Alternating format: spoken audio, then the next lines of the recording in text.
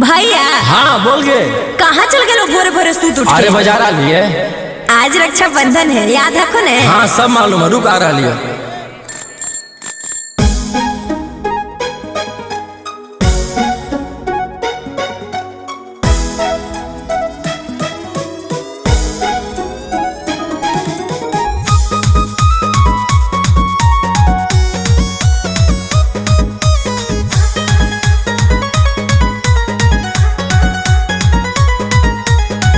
की चाही गे बहिनी खुल के बताओगे, आपन भैया से नहीं तू शर्माओगे।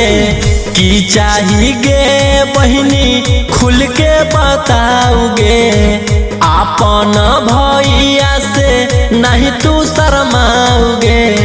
नहीं चाहिए रुपया नहीं हार हमर भैया, बनैले रहिया जीवन भरा प्यार हमर भैया।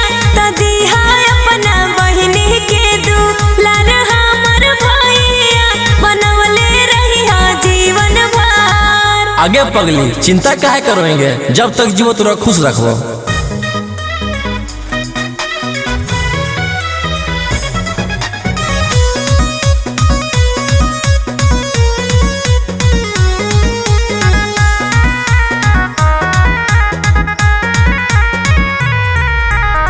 लाखों में एक भैया हाखो हमार हो, घटे न कबो भाई बहन के प्यार हो, बहन के प्यार हो। राखी के लाज बहिनी हमें बचाइबो, कबो ना दुख तोरा हमें पहुँचाइबो।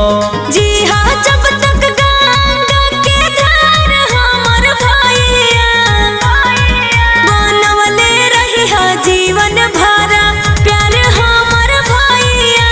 त दिहा अपना बहिनी के दुलार हमर भैया, बनवले रहिया जीवन भर। हमरा कुछ न चाहिए, जब तक जिहा साथे रहिया।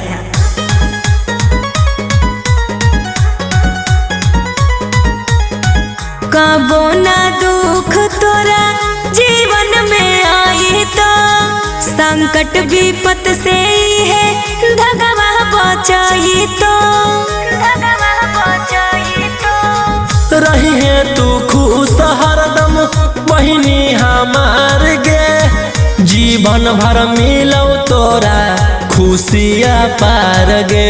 हरदम रहे खुश